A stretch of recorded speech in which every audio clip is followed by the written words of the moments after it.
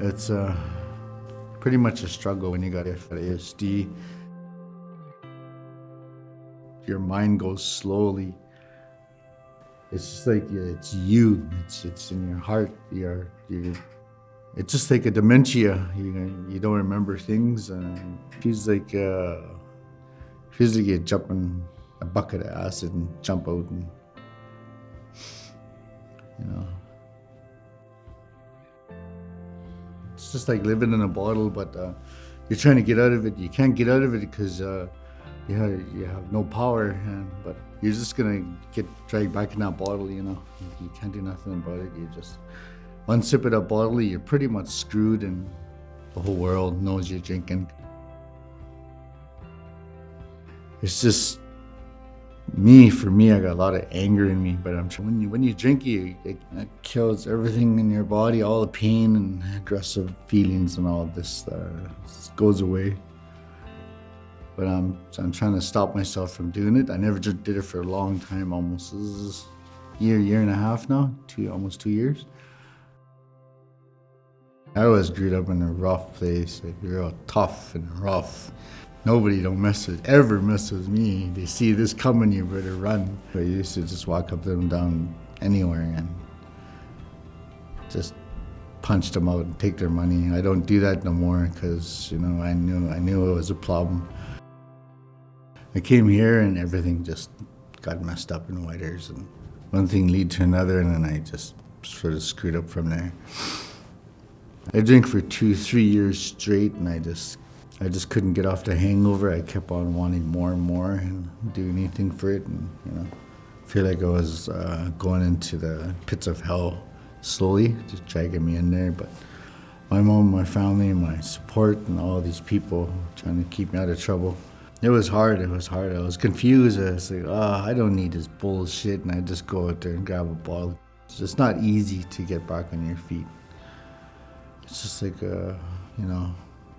talk to different people, and pretty much FASD started from there, and pretty much I realized what they're trying to do, but trying to help me in that system and trying to make me better as who I am now. I was relieved, actually. It's a good place to stay. Options for independent. It's a community disability place, so just to help people. As soon as I moved in, I just slept. Shower, slept.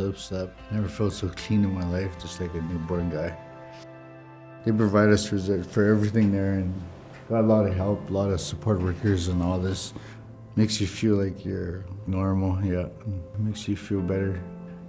People looking out for you out there, and a lot of people, lots of support, and I like to crack jokes and make everybody happy, You gotta enjoy your life, because we got a short life. You just gotta be strong in your own well-being, and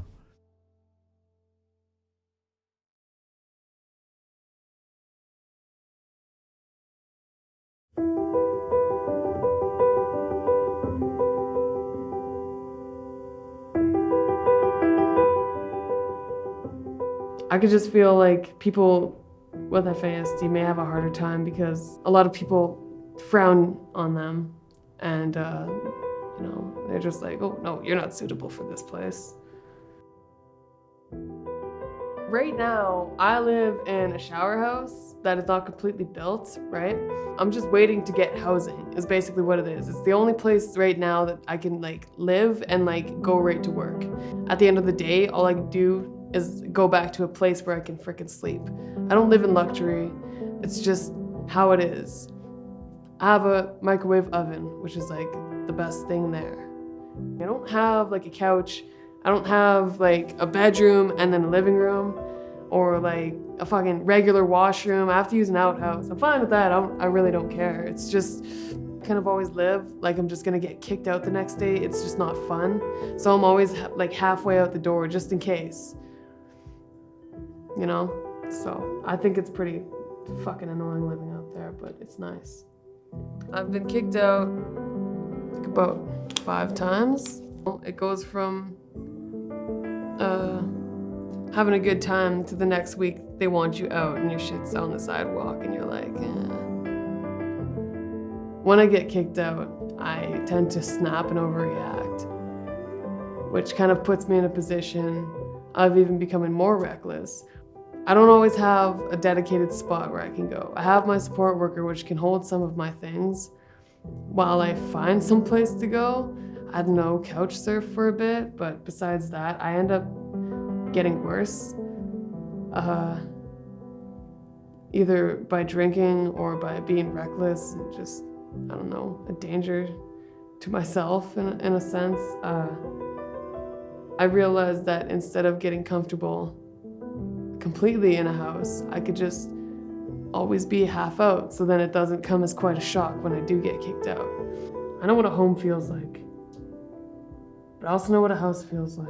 Like they say, home is where your heart is, and that's bullshit, because home is wherever the fuck I want it to be. Sometimes it's while I'm walking. It's not specified to one specific location, because then you just grow attachments to it, which at any single time it can be taken away by a house fire or something. It's tragic, and it's just, I don't know. So, I don't know. My support worker is pretty persistent on like the fact that I need housing, right? And she's always like giving me point outs to like open spots and stuff, but at the same time, like I don't fully think through what I try to do, so I kind of turn down a lot of times when I could have had my own housing and stuff. But I mean, it's just kind of like, I'm not just left in the dark. It's not like I say no to something and I just get left behind, you know, like abandoned and shit. I don't know. It's just, you know, it's really like, there should be more people out there that are support workers, because everyone needs support.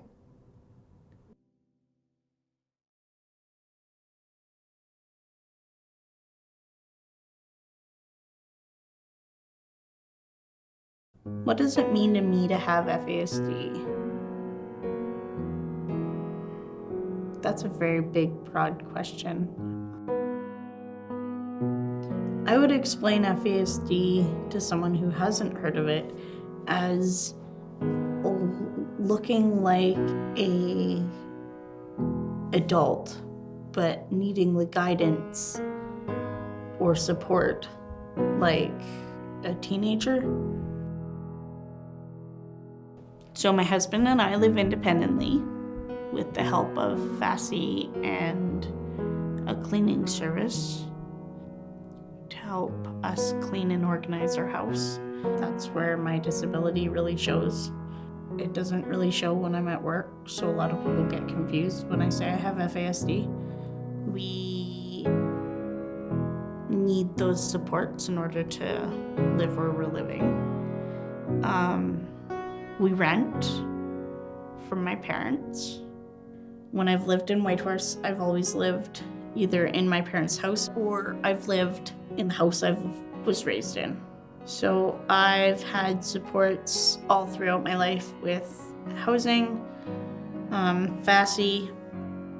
There used to be this program called Supported Independent Living, and they used to help as well. And then now that department in the government has been dissolved, they have now just hired cleaning services people to come in, and I still have FASD that help me. I think FASD individuals have a hard time with housing throughout their lifetime because it involves a lot of budgeting. It involves being able to multitask, organize, and make sure your house is very clean. It involves making sure you can communicate with the people around you. I don't think I could survive living outside of my parents' house without the support of FASD or disability services. I think it's very important for people who have FASD for their landlords to know and understand what FASD is all about, yes. I really do. I think it's important so that they understand that there's going to be added support needed,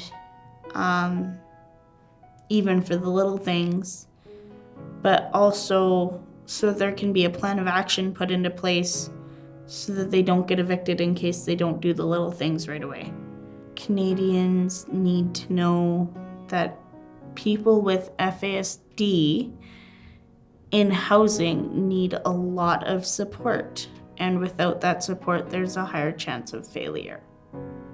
And they will be lost in the system. They will be on the streets. People need to know that FASD is a spectrum and everybody is different. Every diagnosis is different. I'm not going to be the same as, say, my husband, or I'm not going to be the same as person C over here. I think when they are supported, people with FASD all across Canada are happier, they're healthier, they can keep their home longer.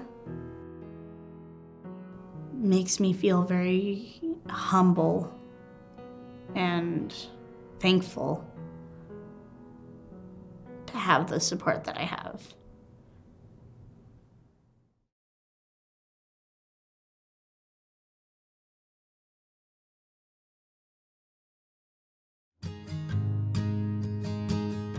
I would explain FAS as kind of, it would be like having a minor to major concussion, and your brain never really fully functions the same as a regular person does. I do have, it takes me a little longer to process some things, but I know it doesn't really define who I am. I would almost consider myself a fairly normal person. As normal actually is, because there's no such thing as normal. But I'm a kitchen manager at the lunch cafeteria in the government building. I've been working in the cafeteria for 5 years though. I was 22 when I was diagnosed with FAS. My dad suspected I was FAS, but he didn't want to get me tested at that point. But he always had those suspicions, but he couldn't really do anything because him and my mom never talked. So he physically couldn't get the ball rolling. So the day I got diagnosed, it gave me a lot more understanding about how my brain actually functioned. Instead of, okay, well, I'm gonna keep hitting walls and it's not going anywhere. My housing is going good. It is still a little challenging as we're paying for everything ourselves. But other than that, it's going pretty good. Some of the things that I still find challenging is upkeeping my house. So like cleaning and the organization is always gonna be an issue, I think, for me. Budgeting was a bit of a challenge, but now it's easy. But those were some of the things that my support and I would work on together is working on cleaning and organizing. The worst place I lived was when I lived in a tent. I lived in a tent for a summer. I got evicted from my apartment. I was evicted due to the cleanliness of it. Landlord gave me the weekend to clean it up. I cleaned it up, and it still wasn't good enough. And then I had to figure out something real quick because I was at that point cut off of SA and 100% on my own. That was probably one of the toughest experiences I've ever been through. Not knowing where I was going every night and not sure where I was going to go set up my tent So I was just always on the move. So I would get up in the morning, I'd take down my tent right away and put it in my backpack with everything else, and I'd make my way downtown. Then I still went to work and worked a 7-hour shift, and wherever I ended up going that night is where I ended up. It was really, really stressful. I just lived day to day as Like, I never knew where I was going to get another meal. I knew nothing. I was just on my own. And I didn't even have like the support of my parents at that point. My dad, at the age of 18, he kicked me out. And after that, I was 100% on my own. I don't really agree with the fact that you're an adult at 18, especially with FAS, because a lot of times your brain takes a little bit longer to develop. And I knew at the age of 17 I wasn't ready to move out. I knew that, and I even told my dad that. I'm like, Dad, I'm not ready to move out. And he's just like, I know you're not, but it's how it is. The way that the system could have helped me better would be, because after I got my eviction notice, I went right away down to SA and was like, okay, well, this is what I just got. And they came and inspected my place and like, oh, well, this actually doesn't look that bad, right? And then it's like, but there's nothing that we can do about it. So you're on your own. It would have been nice if like they could have actually advocated to the landlord of like, well, no, this really isn't the situation. Like, why is this happening? And just more or less advocating for the individual then, more so than there's nothing we can do. When I got cut off of SA and I started doing everything myself, I felt 100% better. It just feels so much better to be able to say that I'm paying for it myself rather than having the government pay it for me. So one of my future goals is eventually buying the house that we're in. We're almost at the point where it's about to. We were given the paperwork to go through the Yukon housing first-time homeowners, and all that we have to do is fill them out, and I guess at that point we figure that part out as we go. For me, owning my own house would give me the security that I would need at that point. I know I'm not going to be threatened to be evicted due to how organized or unorganized my house is and how clean it is. As long as we can upkeep it, then it's a lot easier. Whereas if right now we saw that unknown of we could still get evicted. And that's more so what that gives me, just that security of knowing I will always have a place. And it makes it a little harder. So for me, when I went from living in a tent to on the path to owning my own house, it's a mix of different emotions. It's happiness, but at the same time, it's happiness and excitement all at the same time, because it's and just just all the struggles that came along with that too, and how much work it actually was to get from where I was to where I am now. And if I saw someone who was really struggling with housing or was homeless, I would tell them, and I know it looks tough now, but things will get better.